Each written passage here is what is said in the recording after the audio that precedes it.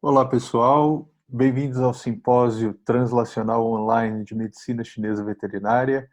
Vai ser um prazer estar aqui com vocês e hoje a gente vai falar um pouquinho sobre laser. Então, da pedra lascada à luz colimada. Como é que a gente vai usar o laser na nossa prática de acupuntura? Tá bem?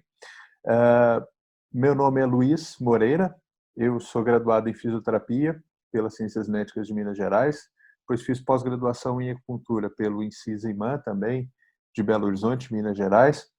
Tem curso avançado em acupuntura, em Tuiná, em Qigong e em acupuntomia na China, além de outras técnicas também ligadas à medicina chinesa, isso feito também na China.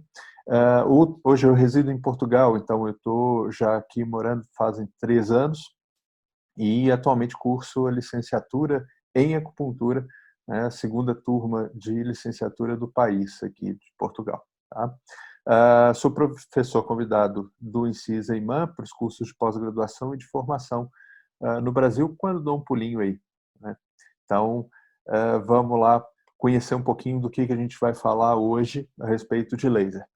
Primeiro, a ideia é fazer uma linha do tempo, né? Então, da pedra lascada até a luz colimada, quer dizer, até o laser. Então, apresentar um histórico de como os chineses evoluíram com o tempo em relação aos estímulos relacionados à acupuntura.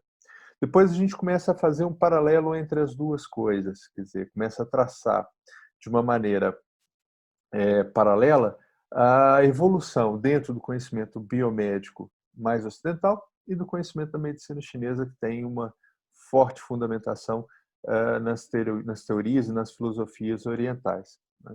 Depois, uma breve descrição, não é objetivo ficar aqui exaustivamente falando de física, nem dos aspectos mais técnicos do laser, mas falar daqueles principais parâmetros que vão ser importantes para a gente poder entender o funcionamento e as peculiaridades do laser em relação à estimulação no tecido vivo. Né? Depois, entrar dentro do contexto do uso do laser na acupuntura, do uso do laser enquanto laser terapia e fazer um bocado dessa correlação entre as duas coisas, falando de indicação, falando de contraindicação, de modo que a gente tenha uma ideia de como a gente pode usar o laser dentro desse contexto clínico. Né? E a gente fecha falando dos desafios para o futuro, quer dizer, o que fica aí de sugestão para a gente pensar em relação a laser quando a gente fala de laser aplicado à acupuntura, não só, mas principalmente dentro desse contexto, tá bem? Então vamos lá. Bom, começando dentro dessa condição da cronologia, a gente vai entender que o chinês, há muito tempo atrás, começou a utilizar de agulhas ou do que seriam agulhas para fazer certos estímulos.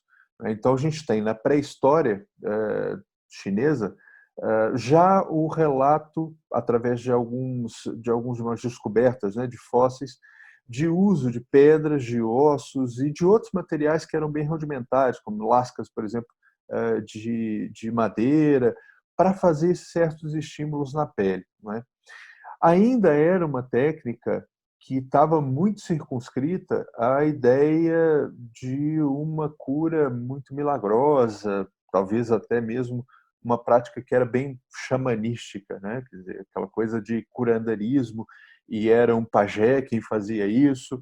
Quer dizer, a gente não tinha ainda nenhum pensamento estruturado em termos do que fazia, como é que fazia, de como se fazia e quais os objetivos disso com relação à prática. Né? Eventualmente as coisas eram ditas como se fossem magia mesmo, quer dizer, coisas que fossem divinas e assim por diante. Com o passar do tempo, em especial no início da era antiga chinesa, a gente está falando ali já de alguma coisa próxima à Idade de Cristo, talvez 1000 até 500 antes de Cristo especialmente, começa a haver aí uma modificação da característica, tanto do tipo de material que se usa, quer dizer, passaram -se a usar, então, agulhas que são de metal, ouro, prata, bronze, cobre, também com alguns artefatos arqueológicos que foram conseguidos se reunir, né, com o passar do tempo, e uma modificação especial em termos do pensamento. Né? Então, com o advento de algumas filosofias, algumas teorias filosóficas que cresceram muito nessa época, houve uma modificação também da forma como o chinês olhava para a saúde e para a doença e, obviamente, houve a entrada dessas filosofias para poder explicar as relações todas de saúde e doença que existiam. Então, a gente vai ter o início da construção do pensamento mais crítico da medicina chinesa acontecendo nessa época, com a introdução da filosofia taoísta, da filosofia confucionista e até mesmo do budismo, enquanto práticas filosóficas que vão fundamentar a medicina chinesa nessa época em especial. Quando a gente chega na Idade Média chinesa, o desenvolvimento das ferramentas terapêuticas eu acho que atinge um grande ápice, quer dizer, o homem já domina muito bem a forja de metais, cada vez mais as agulhas são menos rudimentares e mais elaboradas, começa-se a entrar para uma parte muito interessante, que é o desenvolvimento de outros tipos de ferramentas para treino, para prática. Na imagem a gente vê, por exemplo, o boneco de bronze, que é um boneco que vai ter os pontos de acupuntura todos muito bem delimitados, e aí a prática da acupuntura passa a ser feita de uma maneira também um pouco mais assertiva. E, do ponto de vista teórico, existe a sistematização e a consolidação desse conhecimento na medicina chinesa. Quer dizer, a gente deixa de ter a impregnação de teorias que estavam muito voltadas antigamente para essa condição meio mítica, meio envolvida, às vezes até numa aura muito, muito mágica, né? E o chinês passa a entender a relação de saúde e doença, de corpo humano, de uma maneira muito mais objetiva. O que eu costumo dizer em relação a essa fase é que a grande sacada do chinês foi começar a fazer uma coisa importantíssima, que é a sistematização. Então, o chinês já tem essa característica do passado e aqui ele começa a fazer isso de uma maneira muito intensa. Então, sistematização e organização das disciplinas de medicina chinesa especificamente. Na Idade Moderna, a gente atinge um patamar que é interessante, porque a medicina chinesa já está minimamente consolidada, as teorias já estão fortemente amparadas dentro das teorias mais tradicionais, mas passam por essa evolução. E aí o que acontece? A gente tem os primeiros contatos do Ocidente com a medicina chinesa, em especial com a acupuntura. Então, a Idade Moderna é marcada por essa intrusão do Ocidente na China de uma maneira mais intensa. As grandes navegações vão acontecer nessa época. A chegada do homem à China ela é muito mais intensa. O estabelecimento das rotas comerciais também acontece de forma muito intensificada nessa época. E, obviamente, a troca de informação ela acontece também de uma forma muito forte.